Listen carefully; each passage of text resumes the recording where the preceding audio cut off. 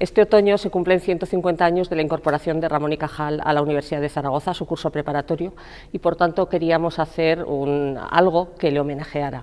Hemos preparado una muestra extraordinaria, realmente son todos los espacios expositivos del Paraninfo los que se abren para la ocasión.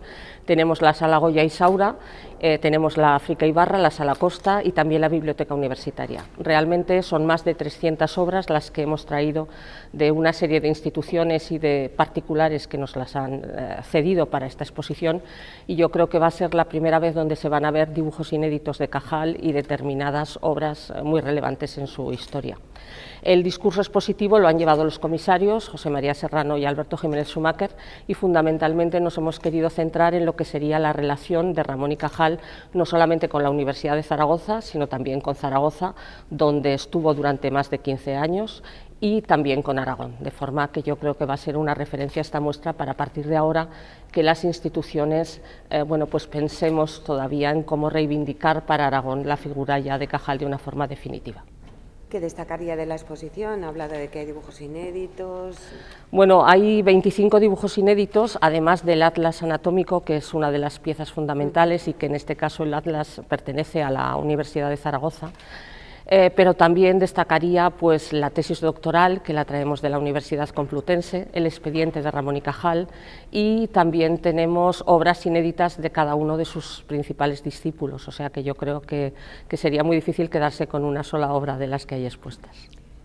Suponemos que es suficiente para que quien venga a verlo se haga idea del tiempo que estuvo en la universidad. Supongo que estará enfocado, aparte de su figura, también a su estancia aquí, ¿no? Sí, está muy enfocado, sobre todo la Sala Goya, es la que reúne, por así decirlo, toda su relación con Aragón. Empieza con el árbol genealógico de la familia, sigue con los lugares donde ha estado, pues en Huesca principalmente, porque él nació de forma circunstancial en Petilla, porque su padre era médico allí, pero a los 2 años ya se fue a Huesca, a la Res, y ya no salió de Aragón pues hasta que optó una cátedra fuera de esta tierra. Bueno, pues esta exposición lo que trata, como ha dicho la vicerrectora, es de recoger, por una parte, la personalidad de Santiago Ramón y Cajal, que es una personalidad muy importante y muy interesante, y además muy amplia y muy variada, porque él no solo era un gran científico, era también un fotógrafo de primera línea, era un innovador en ese terreno, era también un gran dibujante y un gran pintor, como se puede ver en algunas de las obras que aquí vamos a ver. Era también escritor, le gustaba escribir, no solo escribía libros científicos, también escribió una serie de relatos o unas memorias, una autobiografía que es excelente, como se puede comprobar leyéndola y viendo allí todas las anécdotas que él refleja y recuerda, ¿no? De modo que es una personalidad plural, porque también fue un hombre público. Él no solo fue un gran científico, sino que también fue un hombre público. Emilia Pardo Bazán decía que él fue el primer sabio popular que había habido en España.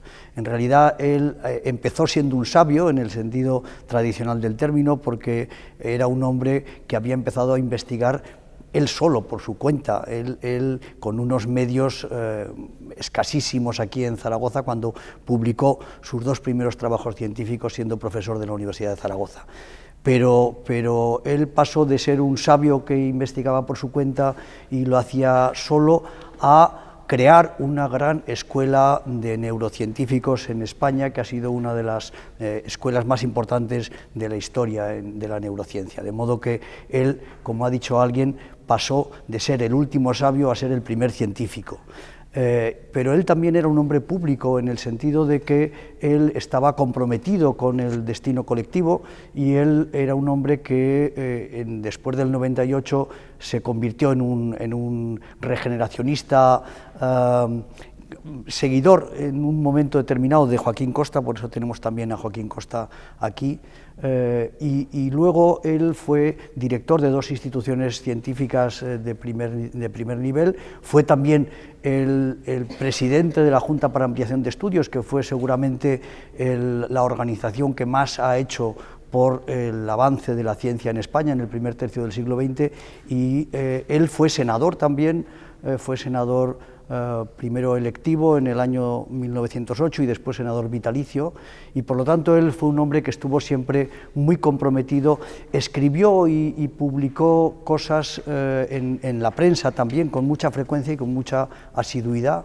Publicó cosas sobre cada uno de los acontecimientos que aparecían en la vida colectiva. Pues, por ejemplo, él escribió unas crónicas maravillosas sobre lo que estaba ocurriendo en Zaragoza con el nuevo desarrollo industrial que estaba teniendo, o él escribe un artículo en el Heraldo de Aragón diciendo que por fin cuando se hace el Canfranc, cuando se planifica el Canfranc, por fin, dice él, en lugar de hacer los viajes a Francia a través del monótono paisaje del País Vasco, lo haré a través de los paisajes de mi infancia. De modo que él era como decía, un hombre comprometido, y era un hombre comprometido también con Zaragoza, con la ciudad de Zaragoza y con Aragón. Es posible que esta vinculación con Zaragoza, estos 15 años que pasó en Zaragoza, hayan pasado un poco desapercibidos en su biografía. Entre las travesuras de la infancia y los éxitos de la madurez, esos 15 años han pasado quizá un poco desapercibidos, y sin embargo son 15 años decisivos, como él mismo recordó en todo momento. Él era una persona que sentía a Zaragoza, a la ciudad de Zaragoza, muy cercana, muy dentro de sí. Él lo escribió, hemos recuperado un texto que estaba en el archivo de la Universidad de Zaragoza, que había escrito él y que se leyó en 1922, cuando se le hizo el homenaje por la jubilación aquí, que está en el catálogo y que por consiguiente se puede comprobar allí cuál era su vinculación estrechísima y su amor a la ciudad de Zaragoza. Eso es lo que hemos también querido recuperar, y por supuesto a la Universidad de Zaragoza, a la que él llamaba en ese mismo escrito mi venerada alma mater. De modo que eso es lo que es por mi parte el leitmotiv de la exposición. Las efemérides de Cajal son días de luto y reivindicación para la ciencia española, pero este aniversario, el sesquicentenario del comienzo de sus estudios en nuestra universidad, es un motivo de celebración y de enorgullecimiento para todos, de que una de las principales figuras de la ciencia mundial se formara y formara parte del claustro de profesores de nuestra universidad.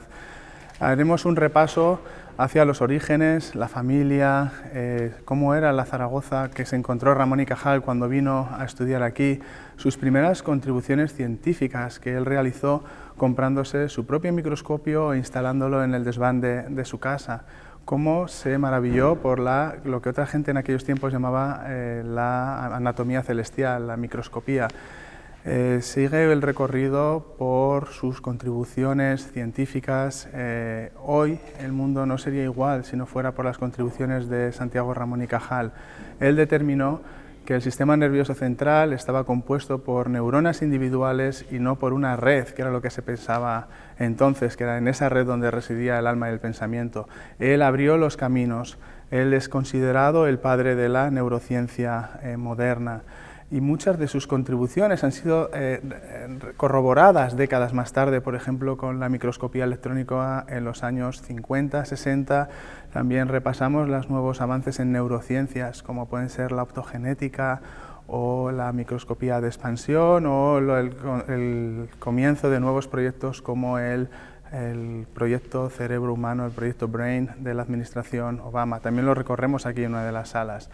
Cajal decía que la mayor gloria de un maestro no era formar discípulos que le sigan, sino sabios que le superen. Tenemos un recuerdo también a muchos de sus discípulos. 3 de ellos pudieron ganar seriamente el premio Nobel. ¿Dónde estaría nuestro país ahora si alguno de ellos lo hubiera conseguido?